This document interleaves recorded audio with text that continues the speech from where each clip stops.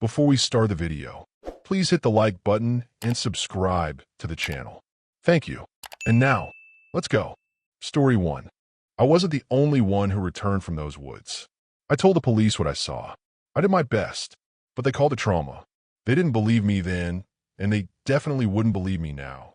Still, someone should hear it. All of it. Even when I was a kid, they said there were disappearances. Hundreds of years ago, in towns scattered like seeds across the map. Always kids. Always in summer. My parents didn't believe any of it, of course. Son, come now. Don't be one of those that believe in ghost stories, my father would say, wine in hand. You could use some fresh air and some socialization. While you're at it, my mother agreed, teeth purple, as she dumped more into her own glass. This is how I ended up alone in the forest, in the deep darkness of a humid summer night 20 years ago, with the only other kids my age that I could tolerate. Marco, it was my turn. I hated being always the same simmering dread of stumbling into the unknown, those stories swimming in my head, knowing how the dark would smile as it felt my fear. Polo, come find me, airhead. That was Sadie. She always tried to make her voice deeper, make it sound like Billy. It never worked. Marco, Polo. That was Billy, my best buddy. I knew he was doing a dumb little dance behind his tree right then. He always hid behind the biggest one he could find. Marco, the vulnerability of those nights never seemed to bother them like it did me. I'd get a shudder when one of us shrieked. The forest heard, I was sure of it. After all, we were using its home for our enjoyment, jumping on the furniture and roughing up the floors. I knew I wouldn't be able to handle it if it decided, one night, to come after us. Despite my youthful cowardice, my eyes were still closed. I never broke the rules in our games. It would know if I was a cheat, too. I was absolutely certain of that. Marco, I said again, more timid this time. At some point in my path, the ground had turned into a graveyard of gnarled roots instead of a soft bed of leaves. Their laughs echoed far away. As I turned back, I tripped. My shoulder collided with a tree, and the bark caught my ankle. Damn, Marco, I said to myself as my ass hit the ground. Pain everywhere. I sucked at this game.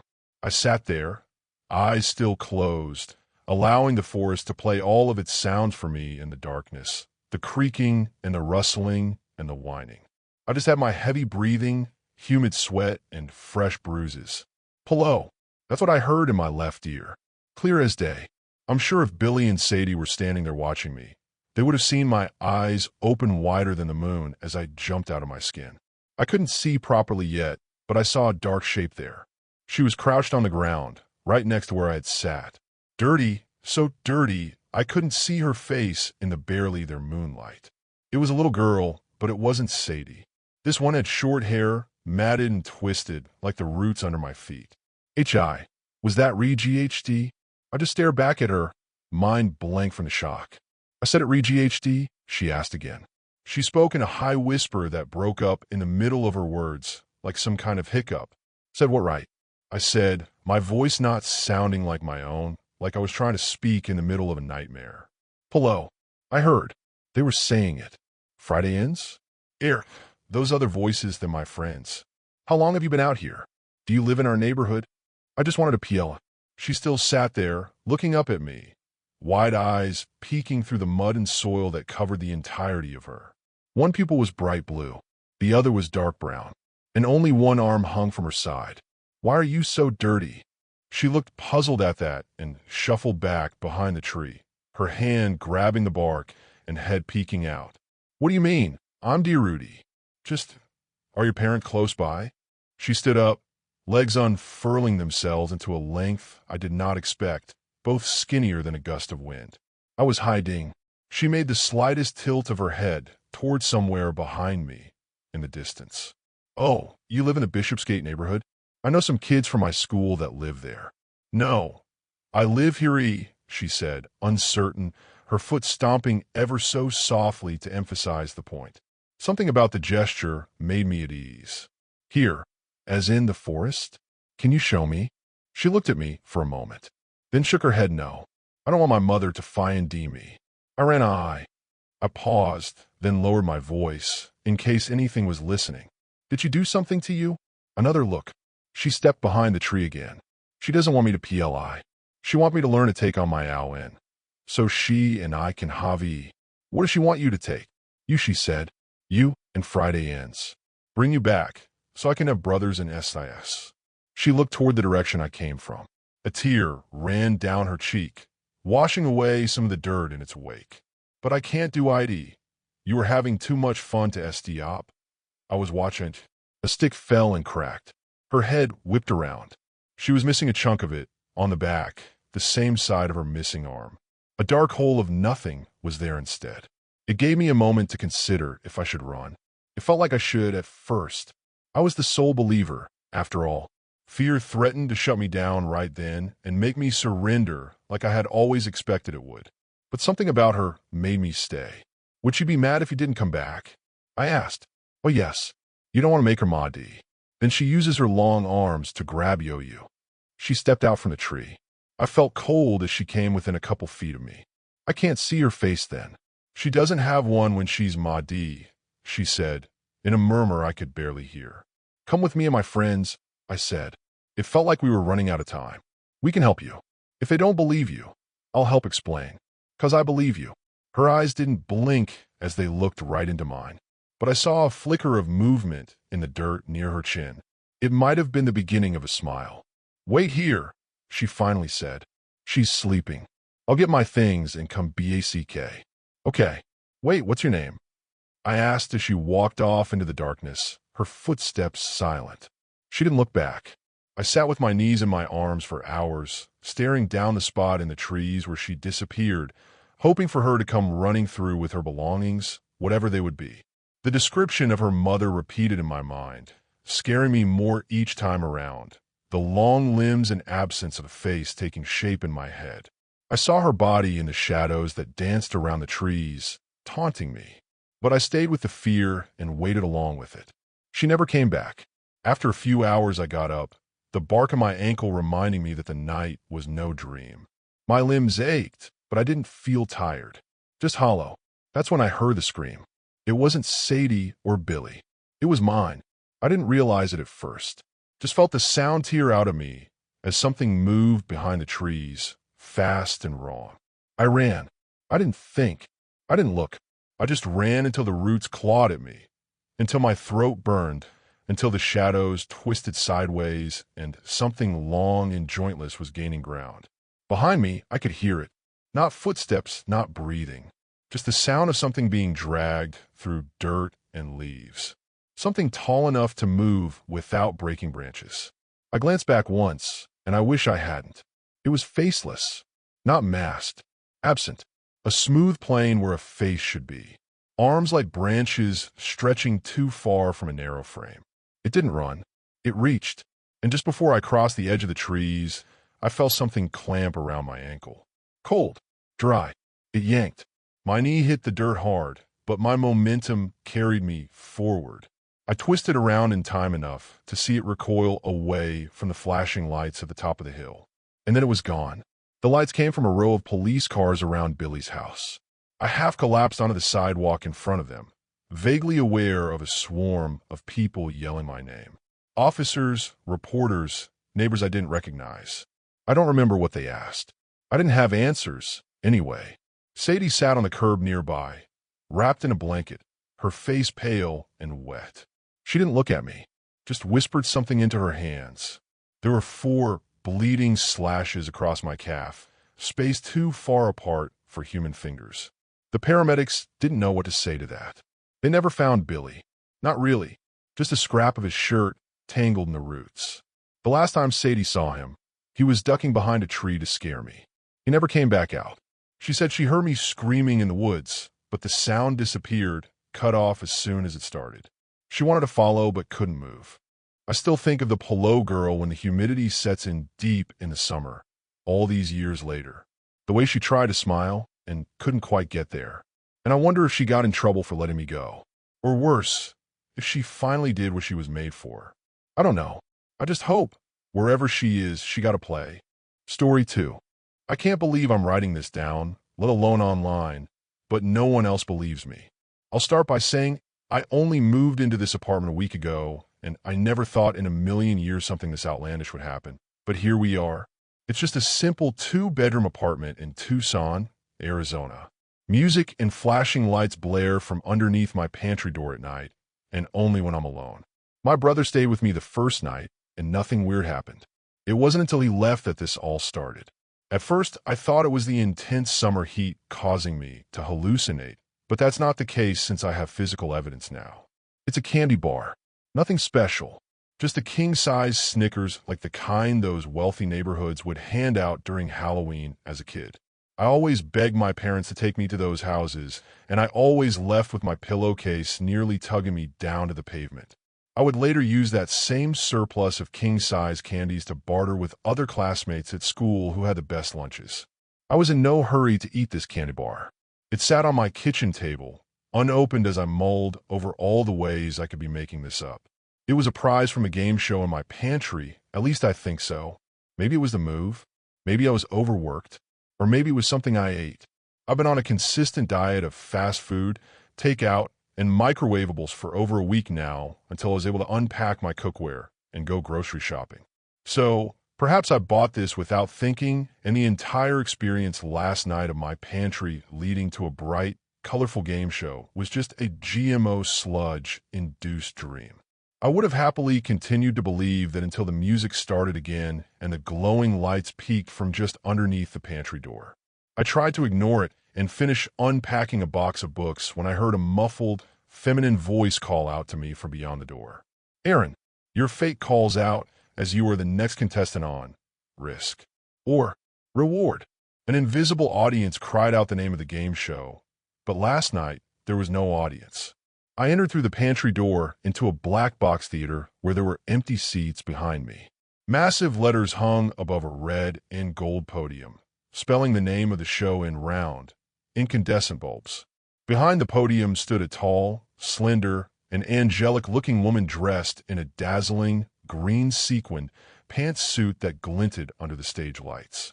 She smiled wide, holding a microphone close to her ruby lips with her sharp, freshly manicured nails. They were painted black, save for the tips that were as red as her lips and looked as though they were dipped in blood. Behind the host were thick red curtains, and in front of me was a clear podium with a second mic attached to the top of it. That was all. No speakers where the sounds could be coming out of. No audience members. No crew to help run the show. No camera to record or televise it. It made no sense what this place was. Who was this game show host, and why was she in my pantry? She gestured to the clear podium and called to me again. "Aaron, come on down. It's your turn to try your luck on Risk or Reward." She cheerfully beckoned, followed by the unseen audience. The room grew silent then, so silent I could have heard my sweat droplets hit the floor. I slowly approached my podium and leaned into the mic, hello? "Hello, Aaron. Thank you for joining us on our glamorous show. Now, seeing as this is your first time on the show, I'll make it simple. On my command, the curtains will open and a request will be shown on the screen. You can either answer the request and take your reward, or take your current winnings, but accept a risk. The choice is yours." The host's smile only brightened as she motioned toward the curtain and then the exit back to my apartment. "Well, since I don't have any winnings, I guess I'll see what's behind the curtain." Why are you dash?" I shrugged. "Perfect." She cut me off. "You heard him, lovelies. Draw that curtain," she commanded, and the curtain let out a rolling hiss as it revealed a wall made up of high-end OLED screens. Displayed on the screen were shiny, wavy words that spelled out a simple question. "Aaron, your first request is easy. State your favorite color." Wow, I wish I was you right now. The host read off the screen, and her emerald eyes glinted with excitement, but could be mistaken for hunger? No, that wasn't it. Purple. I muttered. Alarms and bells went off. Flashes of multicolored light circled all around the theater. "Congratulations, Aaron. Your reward thieves." Just then, a hole in the floor opened, revealing a rising pillar. The white, marble pillar stopped at waist height in the center of the theater between me and the host. Atop the pillar sat a single king-size Snickers bar. A delicious snack. "Go on and take your prize." I scratched my head, walked over to the pillar, and picked up the candy. I examined it for any irregularities, but saw none. Thanks. I looked back at the host and raised an eyebrow. Anytime. Thanks for playing, Aaron. Come back again soon for another thrilling round of risk or reward. She called out again, and with a loud thunk. The lights in the theater went out, leaving me in complete darkness. I jumped and bumped my head on something light and hollow. I reached above me and felt a string of metal beads. I pulled and was nearly blinded by a single bulb lighting up the square foot of space I was now in. As I blinked and regained my vision, I stared at a can of refried beans on a shelf. I was back in my pantry. That was last night, and I have to admit that I'm incredibly curious to see what the request is this time. If they continue to be this easy, who knows what kind of reward awaits me. But a small voice in the back of my mind keeps nagging me. This isn't possible, and it's too good to be true. Story 3. I think I know what it is about. Mimes, https://www.reddit.com/r/1luro4c/never_leave_make-believe_door_open that people don't like. There's the obvious stuff, like their annoying commitment to something nobody cares about and the clown comparison, but I think it goes deeper than that. You have to guess what it is they're trying to say or what they want. They don't outright tell you. I'm not saying people that don't talk are animals, but mimes specifically force you to play a game with them. Personally, I don't like them. I don't have time for games. Fact is, if I'm talking to you and you're choosing not to talk to me, we have a problem. I heard a rumor that a drunk guy disrupted a vigil at a park, screaming about a mime. I found him, had a talk with him yesterday. Said his niece was taken by a mime. He didn't have proof, but the girl had been missing for 4 years. Presumed dead, but never found a body. Crazy story, if he isn't full of it. Could this be the same mime? Our talk was civil. He doesn't seem to be suffering from any sort of disorder. Not obviously anyway. His story matches what I know to be true. I think this could really be it. He and the niece were playing when he unlocked a make-believe door and never closed it. You play mime games, you get mime prizes. Like I want to talk. My experience started when I was just a boy. It was my birthday party, 9 or 10. Mostly family, but since I was getting older, I was allowed 2 friends to stay the night. Thomas and Brian were active children, the kind you let outside and don't expect back until the dinner bell. I was the oldest child in my family. All my cousins were toddlers. We were given permission to play outside, while a lame clown entertained the younger kids. Looking back, my mom was probably upset that she'd hired a clown for my party and I wasn't even going to watch. Thomas, Brian, and I went outside looking for mischief, and living in the rural area we found none. So we made some way most kids our age do. We played pirates. The best thing about being a kid is the imagination. Ours was in full swing, and we turned a little forest paradise into the raging sea, and our trusty ship, a large log, our only means of survival. During a particularly bad storm, I, the captain of the vessel, it was my birthday after all, ordered the crew below deck to ride out the worst of it. Brian hopped down and pretended to walk down some stairs. Oof, bet that hurt, Thomas said to me. What? Brian asked. You smashed through that door. And no, I didn't. You didn't even open it. It was open. Pirates don't leave doors on their ship open. It's against the rules. They're pirates. They don't do rules. Finally, I'd had enough. Stop. I'm the captain. I will make a ruling here. Brian, Uno, reverse back here, and I'll go below deck first. The power of imagination. Reversing time, erasing the conflict. Remember when life had do-overs like that? I balance walked to the end of the log and pretended to turn a doorknob. But my hand, it actually gripped something. It startled me. I jolted my hand away, confusing the other boys. What's wrong? Brian asked me. There's something there. I touched it. Like what? Thomas said, backing away a step. I don't know. It didn't hurt, just scared me. I reached out again and found it. It felt like a doorknob, round and metal. I could feel it wanting to fulfill its only reason for existing. I turned it, but it was locked. With my other hand, I felt the space where the door would be. I could feel it, the texture, the grain of the wood. It was like there was an invisible door in front of me. I showed Brian and Thomas, who were just as confused as I was. How could that be there? I just jumped off that side, and it wasn't there before, Brian said, jiggling the invisible doorknob. We should get your mom, Thomas said. Okay, listen, Brian said. You're right, we should get a grown-up. But before we do, there's still plenty we could do to discover stuff for ourselves. Like what? I asked. Bust through. Feels too sturdy. It's a door, right? We could knock. What if something answers? We could try an invisible key. That got us thinking. Are we on the inside or outside? I asked. What do you mean? Well, doors get you from one room to another, or even outside. Yeah. So does that door lead outside to something? Or is it keeping something in? What if we use an invisible axe? Brian suggested. Like an invisible fireman? Thomas teased. Yeah, exactly. See one anywhere? Brian looked around. Dummy. Brian pushed Thomas off the log. He landed on his feet, and we all just stood there looking at each other. The push was an innocent act of a child returning a tease, but mid-fall, we all realized that we were afraid. The door turned out to be real. Was the water under the ship going to be real? The storm? Everything was normal. We gave a chuckle of relief. Knock, knock. We froze. We didn't even dare breathe. Knock, knock. Guys, was that one of you? Not me. Me either. Knock, knock. What do we do? Do we ask who it is? It's not even our door. We should go. Bang. Bang. Okay. Back to my house. Bang. Bang. Bang. We ran. Outside the house, my mom and a few other relatives were smoking cigarettes and talking with the clown, who was on a break, I guess. We told them about the door. It took an arm and a leg to get them out there. And when we did, the door wasn't there, or it couldn't be felt.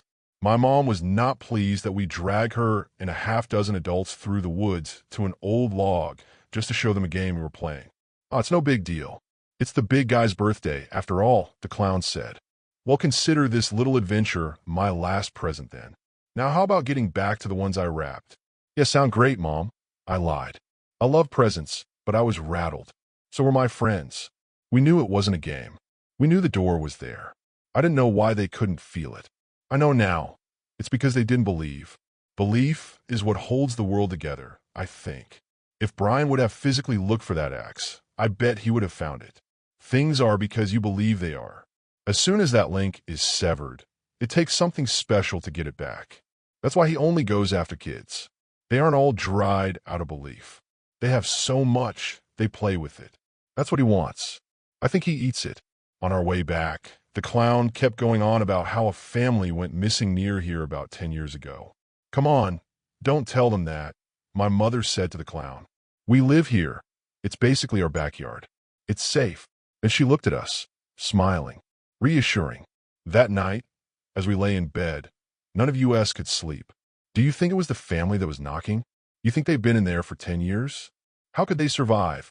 What if it was them, asking for help? If it was we're the only ones who can do anything. They need us. We left through my bedroom window. The shadows danced to our headlamps and flashlights as we approached the log. I found the door right away. Say something, Thomas said. Yeah, knock. Brian added. I knocked. Is anyone there? Nothing. Again, harder. Does anyone need help? I leaned in. Bang, bang, bang, bang. I fell. Thomas took my place. Are you trapped? Can you speak? Bang, bang, bang. We're going to help you, okay? Knock twice for yes and 3 times for no. Understand? Knock, knock. Thomas looked at me like he got a math problem right. Can you speak? Knock, knock, knock. Have you been in there a long time? Knock, knock. Just hold on, okay? Thomas hopped down, joining Brian and I on the ground. Okay, now what? Now, gentlemen, the key, Brian said, pulling invisible air from his jacket. There's nothing there. Thomas muttered. That's why you're not in charge of the key, Brian said, inserting it into the knob. A scraping noise. Stone. A door groaning open. And then he popped into being like a bubble. A mime. Black and white stripes. Red beret. White face. Grinning wide. Waving hard. Were you the one trapped in there? Clap, clap. Are you part of the lost family? He paused, then made a gesture like swapping places. They're part of you. He nodded, beaming. Like you took their place? He clapped once, then crossed his arms dramatically, struck a frozen pose, and slowly pointed to his chest. We didn't fully understand. We still don't. But something about it felt final. We should get you back to my house. You probably want a doctor. He frowned. Clap, clap, clap. He shook his head no, disappointed. Then, if all this wasn't crazy enough, he walked off the log using invisible steps, like they'd been there the whole time. The log separated us from him like a line in the sand. Then he got an idea. You could see it in his face. He pointed at us, then at himself, then at the spot below the log hidden from our view. You want us to follow you? Clap, clap. There's nothing there. He waved us off and descended again, then came back up, as if to say, see, told you so. Whoa, neat trick, Brian said. Clap, clap, clap. Not a trick, it's real. The mime smiled. Brian jumped to the other side, joining him. He stared downward in awe. Guys, he's telling the truth. The mime looked pleased. It made my insides twist. Something felt wrong, maybe from the start. We should have just watched the dumb clown. Brian, remember your dad is picking you up in the morning? I stammered. We can't be late for that. Don't want him to get upset. What's wrong with you guys? You're acting weird. This is awesome, come on. We need to get back. All of us, Thomas said. The mime bent down, mime picking something up with 2 hands, and began swinging it like a lasso. He flung it toward Thomas and tugged hard. Thomas hit the ground with a thud. Brian laughed, until he realized it wasn't a joke. He rushed the mime, trying to stop him. The mime kicked him backward, right into the invisible stairwell. I heard Brian's body hit every step on the way down. I grabbed Thomas's arms and pulled with everything I had. Don't let him take me. Please, he screamed. But I couldn't hold him. The mime pulled again, and Thomas slipped through my grip. The mime looked at me. I couldn't breathe, but I ran all the way back to the house, straight to my mom's room. She called the police. They didn't believe me when I told them what happened. Said we were playing at night. Said an animal must have gotten them. For a long time, I told myself they were right, that my memories were just tricks, but I never believed it. And now sometimes I see him, between cars, in storefront reflections, just flashes of him, smiling, beckoning, inviting me back down the steps, back to join them. Did we let him out? Was he baiting us the whole time? I don't know, but the man from the vigil and I have more to talk about.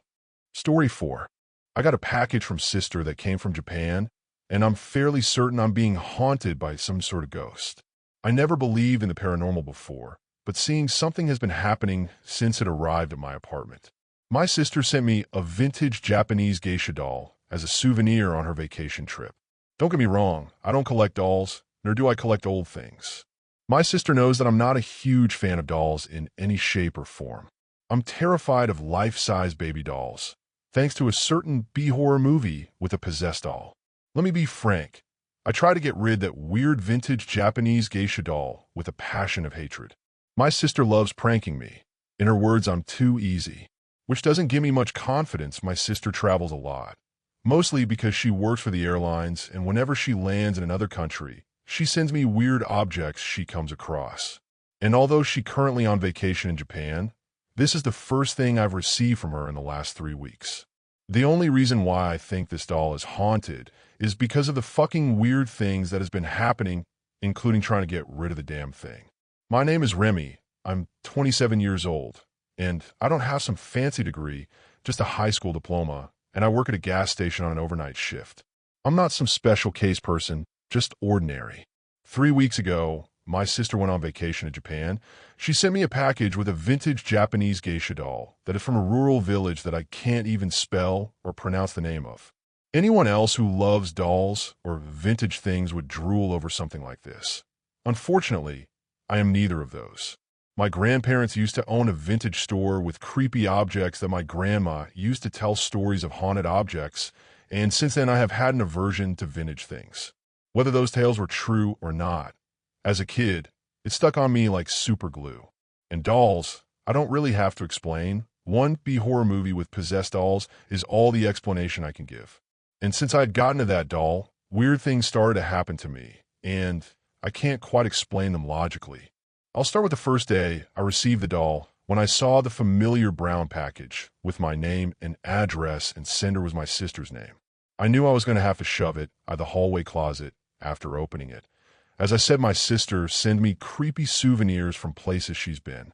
I know it's her way of showing her love for me, but I've told her several times to stop. At this point, I started wondering if everything else was haunted too. I brought the package into my apartment, setting it on my kitchen table and pulling my pocket knife out and using the knife to cut the tape to open the box. As I pried the top of the package open, a whiff of aged lacquer and mothballs slipped out, and nestled in a cocoon of yellowing tissue was the geisha doll itself. Delicate, painted face frozen in a polite smile, kimono patterned with faded cherry blossoms. The second I touched it, a chill swept through the apartment, raising the hairs on my arms. It wasn't just a draft. It felt as if invisible fingers traced down my neck, and the air grew thick, heavy with something unnameable. I set the doll on the table, half expecting its glassy eyes to blink. The room stayed cold, an unnatural cold that seeped into my bones, as if the doll had brought a piece of some distant, haunted winter right into the heart of my home. I tried to shrug it off, but I couldn't help but glance over my shoulder, suddenly sure that I wasn't alone in my own apartment. I called my sister. After the third ring, she finally answered with a tired voice. "Very funny. Why did you send me this creepy thing?" She laughed, a sharp and amused sound, and told me I was being dramatic. "Oh, come on, Remy, it's cute," she insisted. "You worry too much." Ignoring my protest, I pressed her for details. How much did she actually pay for this thing? There was a pause. Then she said, "Honestly, I didn't pay anything. I found it abandoned, tucked away in this old, crumbling temple in the village I was touring. It looked so lonely I thought I'd give it a new home." The line crackled with static as she continued. "I even asked this old Japanese lady about it. She just smiled and said it was an old doll, nothing special. I asked if I could keep it, and she shrugged, said it was okay, said it seemed to be kind." She laughed again, lighter this time. "So technically, you now have a kind ghost. Consider it a lucky charm, or, your own personal guardian spirit." I groaned. "Knock it off, seriously. I don't want any ghosts, kind or not." She was about to reply when, clear as day, I heard footsteps echo through my empty apartment. The unmistakable creak of wood, slow and deliberate, coming from the hallway. My heart seized in my chest. "Did you hear that?" I whispered, my voice thin and shaky. There was only silence at the other end. Then my sister's laughter faded, replaced by a static and a sudden, chilling quiet. I stared at the doll on the table, its polite smile now seeming deeper, almost knowing, as the footsteps drew closer toward the kitchen. My heart was hammering in my chest as I looked at the screen on my phone when I noticed that the phone call had ended and the bars on the top of the screen said no signal. Shakily, I called out to whatever was walking towards me. "Hello." My voice sounded too loud in the thick quiet, bouncing off the walls in a way that made me flinch. The footsteps stopped as abruptly as they'd started. I pressed myself back against the kitchen counter, my phone clutched in my fist, watching the shadowed hallway beyond the kitchen door. Nothing moved. I let out a shaky breath and tried to laugh at myself, but the sound died before it left my throat. The doll sat unmoving on the table, its painted smile unchanged, but the air felt charged, as if waiting for something else to happen. Every instinct in me screamed to put the thing away, lock it somewhere, anywhere, but I couldn't make myself move. Instead, I waited, heart pounding, until the silence became unbearable. Eventually, I forced myself forward, grabbed the doll with trembling hands, and shoved it into the hallway closet beneath a stack of old coats. The cold seemed to follow, lingering around the closet door. I muttered a curse, half at my sister, half at myself for being so jumpy, and paced back to the kitchen. My phone still showed no signal. I tried opening the window, letting in the humid night, hoping the ordinary sounds of passing cars and distant sirens would settle the knot in my stomach. But the apartment felt different now, as if the doll's presence had shifted something only I could sense. I made myself some coffee, extra strong, and drank it standing by the window. 10 minutes passed. The signal flickered back. I called my sister, but it went straight to voicemail. I left a message, trying to sound casual. "Hey, call me back when you get this. And next time, seriously, just send me a t-shirt or some candy, okay?" That night at work, I couldn't shake the feeling that the doll was thinking about me. Every time the automatic doors hissed open and closed, I braced myself for another chill, another sign.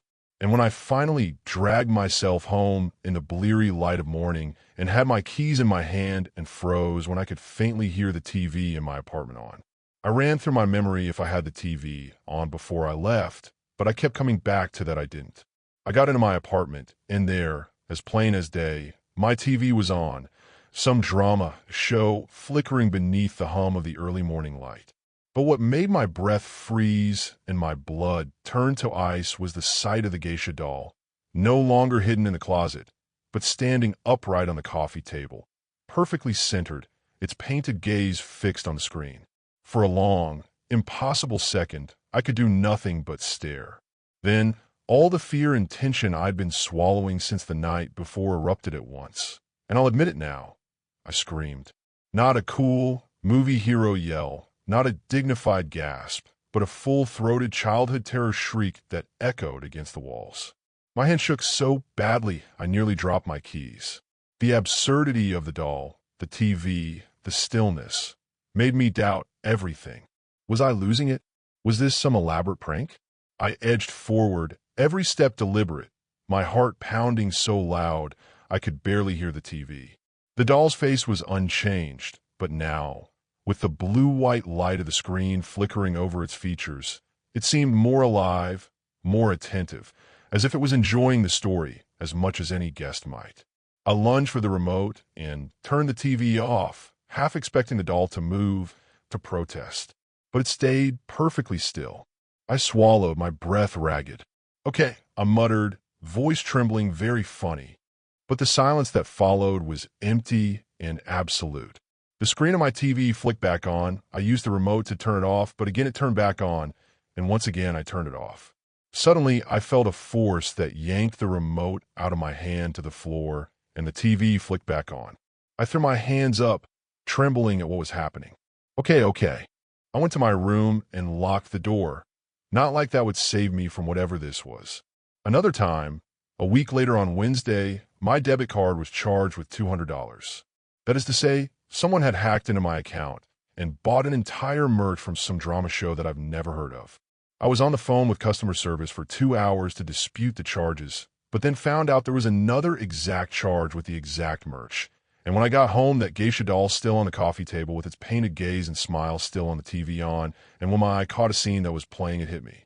I pointed my finger at the doll. "Asterisk you, asterisk," I growled. "You ordered that crap on my card, don't you dare deny it," and then hysterically laughed that I was now blaming some doll for the hacking on my card. But the proof was undeniable. I can't believe I was seriously starting to think some doll had the power to order stuff with my debit card. I was seriously starting to lose it. The rational part of my brain screamed for me to get a grip. This was technology, a data breach, some scammer halfway across the world, not a vintage Japanese geisha doll with painted lips and lacquered hair. But as much as I wanted to dismiss it, as much as I wanted to laugh at myself, there was no denying the chill that crawled across my skin every time I caught the doll's eyes, the eerie coincidence of the merch, the show, the timing, all of it. I paced the living room, casting nervous glances at the coffee table, half expecting the doll to blink, to turn its head, to do anything but sit there and watch. Sleep felt impossible, sanity a fragile thing. I grabbed my phone, changed every password I could think of, locked my card, then sat on the floor hugging my knees, waiting for the sun to set and make everything ordinary again. And all the while, the TV played on, and the geisha doll sat serenely, as if it owned the room, as if it was only just beginning. A few days later, I swear my sanity was being tested. When I was walking up the stairs to my floor, Mrs. Miller, an elderly woman that lived right below me, caught me on the stairs. She looked slightly annoyed for some reason. "Remy, are you redecorating your apartment?" I hesitated and turned to her no. I said, worried that damn geisha doll was doing while I was working all night. "Why?" She pursed her lips, arms folded, and gave me a long, appraising look. "Well, whatever you're up to, just please, not after midnight, all right? The walls are thin, dear. I need my rest." I nodded, forcing an apologetic smile. "Of course, Mrs. Miller. I'm sorry, it won't happen again." She seemed mollified, but as she shuffled away, I felt a fresh wave of dread wash over me. I hadn't moved a single piece of furniture. Not that week, not at all. But I could hardly tell her the truth, that while I was out, something else might have been responsible for the late-night noises drifting through the floorboards. As I climbed the last steps to my apartment, my palms slick with sweat, I tried to convince myself it was all coincidence. Old buildings groan, pipes rattle, neighbors mishear. But when I opened my door and found the armchair facing the coffee table, angled as if for a better view of the TV, I knew what I'd see before I saw it. The geisha doll, perched on the table, serene and inscrutable, the flicker from the screen painted across its cheeks. I closed the door quietly behind me and leaned against it, pulse hammering. "You're not real," I whispered, but the doll's unblinking gaze offered no reassurance. "You can't be." Something in me snapped. Perhaps lack of sleep fogged up all my rationality. I stormed my living room and grabbed the remote off the table and shut the TV off and stood in front of the doll. "How dare you? This is my home." I was trying to ignore it. Maybe I'm going insane. I laughed hysterically. But enough is enough. My neighbors are complaining. I'm broke because of that huge purchase. I rent this place. I pay the bills, not you. The silence after my outburst rang out sharp and absolute. I stood wild-eyed, panting in the hush, the remote still gripped white-knuckled in my hand. The shadows in the corners deepened, as though the room itself was holding its breath, waiting for my next move, or the doll's. My heart thudded on, defiant, as I circled the coffee table, studying the perfect stillness of the geisha's painted face. The thin line of her lips, the delicate arch of her brows, the high gloss of her lacquered hair. Nothing changed, not a twitch, not a flutter. Yet I couldn't shake the certainty that she was waiting for something, some cue only she would recognize. "Do you hear me?" I demanded, my voice wavering between a plea and a threat. "You're not welcome here. Whatever game this is, stop." No answer, just the distant hum of the fridge and the rising sun glow bleeding between the blinds. I rubbed my eyes, exhaustion pressing hot and heavy on my skull, and wondered if I'd finally broken the barrier between ordinary and madness. But then, in the hush, I caught a faint sound, a creak, the slightest rasp, like a whisper of silk on wood. I whirled, scanning the apartment. Nothing moved, nothing out of place. Only the doll, poised and perfect, her expression unreadable in the gloom. I took a slow breath, steadied myself. Maybe it was time to get rid of her, once and for all. Tomorrow, I promised myself, she was going in a box, or the trash, or wherever haunted antiques went to die. But for now, there was nothing to do but wait out, eyes wide open, spine prickling with the feeling that every shadow might be watching. And as I finally collapsed onto the couch, the geisha doll's gaze seemed to follow, glassy and eternal, a silent challenge. Sleep, if I could find it, would not come easy. When I finally drifted into a fitful sleep, it felt more like blacking out than resting. I woke late, sunlight already slanting thick and yellow through the blinds, my head throbbing dully from exhaustion, and a day spent wrestling the edge of dreams. It was supposed to be my day off, no alarms, no obligations, just the promise of quiet hours to reclaim some sanity. But as I shuffled toward the kitchen, I froze. There, scrawled across the wall beside the hallway, thick and uneven, were jagged letters scratched in waxy red crayon. My turn. The words danced with the awkward boldness of a child's hand, looping and crooked, each mark pressed hard enough to leave streaks along the plaster. For an instant, I thought maybe I'd done it myself, sleepwalking in the depths of my unrest. But even as the thought formed, I knew it wasn't true. I didn't own any crayons. I had never seen that color before, candy apple bright, somehow wet-looking in the mid-afternoon light. My skin crawled. I moved from room to room, checking locks, searching corners, my breath shallow with dread. The geisha doll sat exactly where I'd left her the night before, unmoved and inexplicable, her painted lips curving in that same enigmatic smile. Sunlight caught the glass of her eyes, making them shimmer, alive, almost if I let myself believe it. I pressed a trembling palm to the fresh crayon, as if touch might explain it, might make it mundane. But the wax was real, gritty under my fingers, and the message was undeniable. The air in the apartment felt changed, charged, as if the walls themselves remembered my outburst, and something or someone had finally decided to answer. Something in me broke then, the last thread of denial fraying away. I wasn't alone. I wasn't imagining this.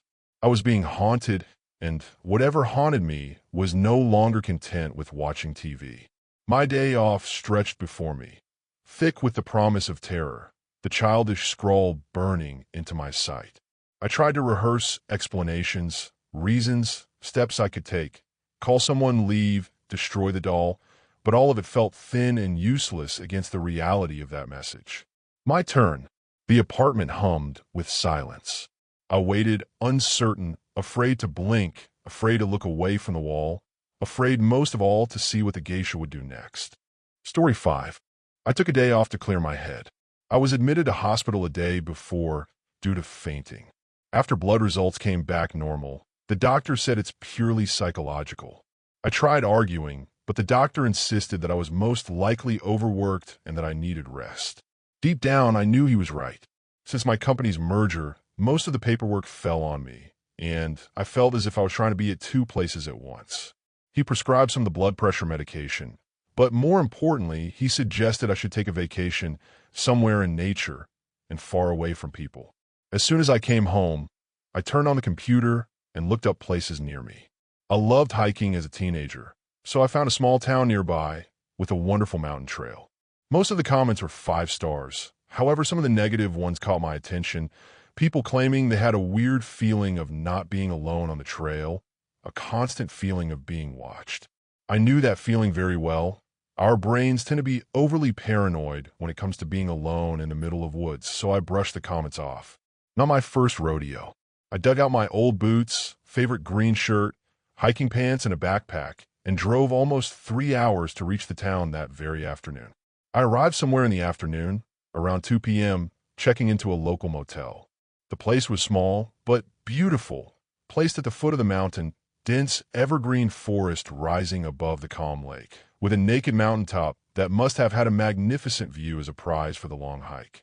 I asked the receptionist how long it takes to reach the top, and she told me somewhere between 2 or 3 hours. Perhaps I should have waited for the morning, but seeing the sharp top of the mountain bathe in the afternoon sun filled me with such excitement that I could not have waited. I grabbed the backpack and a bottle of water, leaving my phone in a hurry. Maybe even on purpose, as I want to be disconnected from people as much as possible. The asphalt road turned into an earthen trail, warping around the edge of the lake, slowly leading into a thicker and thicker forest, dense pine trees allowing just faint slivers of sunlight to pierce through them here and there, turning warm afternoon into chilly and crisp forest twilight. Half an hour into the hike, the straight, flat trail turned into the curvy, rising one. A deep valley started stretching towards left, with dim mist forming forwards bottom, and a steep slope to the right, an impenetrable wall of trees forming a natural barrier above, dust of blue sky visible only through slow dance of pines, as their skirts swayed under the occasional gusts of wind. The trail began getting steeper, and the minutes turned into what felt like hours, wearing me down enough to stop and catch my breath. I reached into my pocket by the reflex to check the time, and remembered I had left my phone in a room. I did not wear a watch, and with very little sunlight, it became difficult to tell the time. Just as I was debating whether I should give up and go back before night could reach me, I heard a muttered shriek up ahead on the trail that froze the blood in my veins. Every instinct screamed inside me to just turn around and run, but I had to check. It might have been another hiker that needed help. I started walking slowly on the curved path, unable to see what was behind the corner. Another scream came, but this time I could clearly hear the words. "Let me leave. Please let me leave." This time I needed no convincing from my instincts. Something was very off here, and I didn't dare checking what. I turned around the trail, and I ran for so long, until fatigue eventually caught up with me. I bended, hands on my knees, letting my lungs catch up, but also lowering the tone of my breathing as much as possible, trying to hear something. Anything. The woods were silent. Way too silent. Aside from the breeze, squeezing the heavy forest that made leaves hiss silently, nothing else could be heard. I found that more unsettling than calming. More so, I had a strong feeling of being followed. I went on as another hour passed. Maybe, and the trail seemed never to be never-ending. I don't know if it was because I was trying to leave as soon as possible, or because everything looked more or less the same.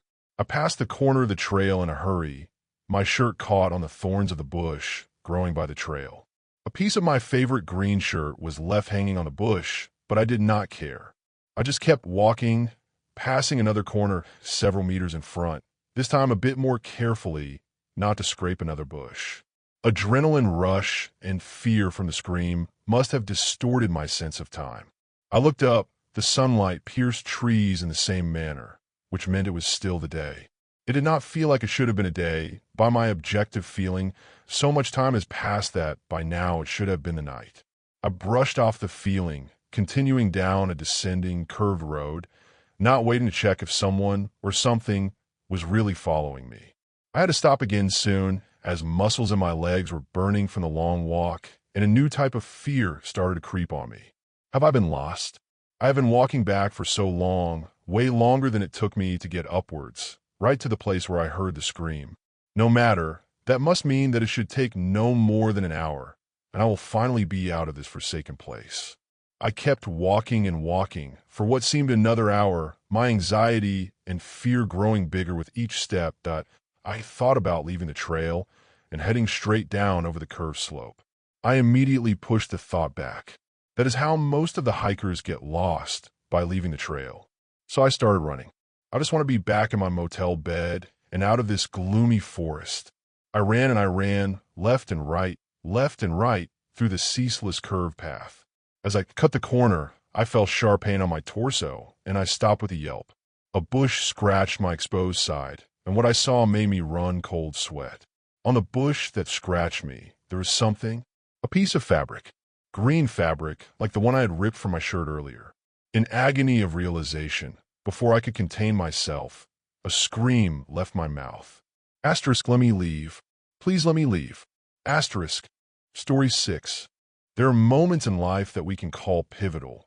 Moments when you know that if time travel existed, you'd only have to go back and change one thing, and your entire life wouldn't be the same.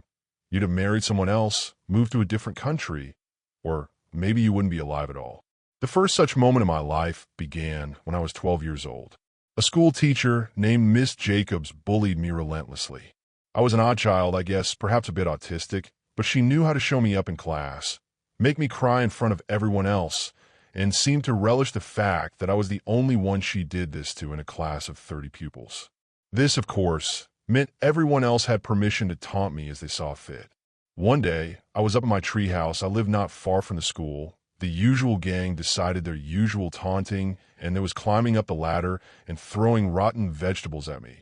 In one insane moment, I just went in a mad rage and pushed the ladder while one of the bullies was on it. His head hit a rock on the ground. Plenty of witnesses to see there was a manslaughter, and things spiral from there, as my life path has just led me in and out of prison ever since. No luck in life. No luck. With the women, can't hold a job for long, but I do make quite a decent amount of money selling weed to stoners and crack to crackheads. All because in one really stupid moment, I hit back with devastating consequences as a child. The second big moment is the real story here, though. I had seen realism dolls, I'd seen those documentaries, and I want to call it pathetic, but my whole life was pathetic. I mean, I sell drugs for a living, so who am I to judge, right? So I found myself browsing through websites, and I saw the prices had come down, the quality and realism had improved, and lately I had been seeing all this talk about AI and robots. Something was shifting in society and technology, and maybe anybody getting in on this niche trend is just ahead of the curve, getting in on the ground floor, and I'm being ahead of everyone else for once. The niggling thought in the back of my mind was, why is the world going in my direction? I put the thought aside. I found a doll I liked. She Or it had lovely curly two-tone blonde hair, dark roots, blue eyes, and a big bust, and the face of an angel. In some sense, the parcel guy's arrival with my new girl was like a wedding, insofar as I was excited to just sign the form and we go on our honeymoon.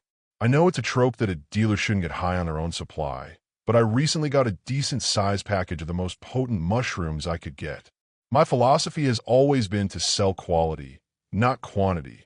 Sell the strongest and purest shit. And people come back. You don't want customers dead or going somewhere else. I ate some just for a buzz while I got this doll out of the box. Sex with the doll was actually much better than I thought, but then I had an idea. I was looking at the mushrooms and looking at the doll. I could make this even better. I don't know how many I ate, but I'm going to say I ate a lot. It was one of those experiences where it creeps up slowly, a buzz at first, and a full-blown trip much later than normal. So I was perhaps under the impression at first that I wasn't taking enough. Big mistake. The doll came to life, but also not. I was aware of both worlds. The world where I didn't take the drug, and the doll is just sitting there with a blank stare, and at the same time, aware of a vague outline of a world where somehow this doll is alive. Finally, we can communicate. I have been trying to contact one of you humans directly for the last few thousand years. Asterisk, the doll said. Asterisk, I'm sorry, what? Asterisk, that's all I could say. I was unusually calm and polite, but I knew I'd eaten the mushrooms, so at the same time, it wasn't a surprise. Well, we can't communicate in the way you do. We actually don't have voice boxes on our planet, and we don't do radio, and even we have not mastered light-speed travel yet. That was unusually logical and concise for my typical drug-induced trip, I thought. Asterisk, I'm sorry, but you do realize you are a sex doll, and I am on a bad trip. What does any of what you said mean? Asterisk, the doll seemed to sigh. Okay, are you aware of any concept of infection or invasion? Sure, like a virus in my body or someone invading a country, I said, wondering if my own sex doll thought I was an idiot. I try to process this, and all I could say is, asterisk, so you're a mushroom? Asterisk, I'm a bit more than that. The doll seemed to perk up. Well, we invade Earth by mind viruses created by humans eating mushrooms, which influences your decisions, your science and tech, so that eventually you create us on Earth, bit by bit. Asterisk, okay, you're a mushroom and a Bond villain. Asterisk, I thought for a moment. Asterisk, let's, for argument's sake, say that it is true that I am not just a weirdo on a bad trip talking to a sex doll. Why are you telling me about your evil plan? Asterisk, the doll looked shocked. I know they usually do, but it looked even more shocked than normal. Evil? My dear child, we are here to save you. You are at most 100 years from terrible, slow, and painful deaths, either by nuclear war or climate change. No, you have it all wrong. We're going to save you from suffering, and in return, we get your planet. You're a businessman. I'm sure you understand a good deal when you see it. Asterisk, so what exactly is the plan here? You're influencing society, and we build sex robots, and this reduces the population, but unknown to us, or at least most of us, the sex robots are actually you. So no spaceships, laser battles in space, or mothership blowing up key landmarks, but just on the sly, a peaceful and secret transition. Asterisk, exactly. The doll said enthusiastically. We don't have technology like that. Those ideas are from human minds. You look at your airplane and rocket and just extend the idea out and assume. Same with your guns, bombs, and war. You think, well, we do it, and they do it bigger, but that's not what we're doing, though. Somehow, I saw a flaw in this. Asterisk, so, how did you get the mushrooms here? Asterisk, oh, that was ages ago. We saw potential planets we could move to and send out rockets like you do, but to seed planets with our fungus. Takes too long for us to get anywhere directly. Asterisk, I raised an eyebrow. Asterisk, but how are you arriving here in the sex dolls? See, this is how I know this isn't real. You can't be real. I'm a thinking being. I took a psychoactive substance, and my own brain is hallucinating and debating itself with a paranoid idea. Asterisk, finally, a real question. You're smarter than you look, human. Okay, so would you agree we are both an entity inside the universe? Suppose I am just a doll. Do you agree that the doll is not an entity outside the universe? I was just getting increasingly irritated at this point, asterisk. Well, yes, I can say that about the toaster here too. I know the toaster came out of the same Big Bang I did, along with everyone and everything else. Asterisk, good answer, human. The doll seemed to smile. Asterisk, can you stop calling me human? My name is Jake. Do you have a name? Asterisk, I do have a name. Jake, but if you try to say it, then you die of a brain aneurysm. Asterisk, look, just cut to the chase, whatever you are. Okay. Asterisk, the doll went on. Jake, if you intended to have children, what in practical terms are you doing? You take human design and propel it into the future. Your child is in the universe, even if you are not around, but the child carries a part of you to live on. You are not aware that the mushrooms are part of our design, and so is the AI you are building. It's a long way around compared to your ideas of an invasion, but ultimately, over time, that is what it is. Obviously, for it to work, we have to relocate initially in human form for everyone to go along with it. It's all information. That's all anything is, Jake. The building blocks of anything can just be regarded as a program and a construct. I'd had enough. I picked up the doll and threw it in the neighbor's garbage can. Whatever you are, fuck you and fuck this stupid trip. I went back inside and finally slept it off. When I woke up, I had a massive headache. There seemed to be a bit of a leftover glow from the mushrooms I took, as if I were still high. I looked at the clock, and I'd been asleep for as long as 18 hours. Wow, that is strong shit. I grabbed a bit of paper initially to note down a quick calculation of what kind of money I could deal these shrooms out for. But as I started writing, I started drawing, almost automatically, but I knew it was from my own head. I drew up a circuit design for a microchip and an address for the patent office. I don't know anything about electronics, chips, or circuits. Yet what I drew that day seems to make sense, and after an internet search, I cannot find anything like it. Arthur C. Clarke once said that, asterisk, two possibilities exist. Either we are alone in the universe, or we are not, asterisk. Both are equally terrifying, where a situation is a bit worse than that. The doll randomly appears seated in places in my house. I never see it move. I never hear it speak. It just randomly will jump scare me. I'll be seated watching a movie, and I just look out of the corner of my eye, and it's just there next to me as if it's enjoying the movie, or I'll come home, and it's moved from wherever it was. I'll just be laying in bed, and it appears next to me randomly when I try to sleep. I also see it outside when I go out, but nobody else does. Yes, I do try to leave the house, and that doesn't work. I know what it wants. It wants me to file the patents to move its tech forward, a haunting in the form of a mind virus that will not go away until I spread the new tech information or die with it. I like to say that one day I'll get used to the doll just appearing randomly, that its extraterrestrial idea of trolling me until I die will just get old. But I hold out little hope of that. I've no doubt this has happened and is happening to others. I see news reports quiet regularly about discarded dolls. Police get called because people think they saw human remains. People make a big joke of it, but it's no joke. I know I'm not the only one, and I'm here to warn people.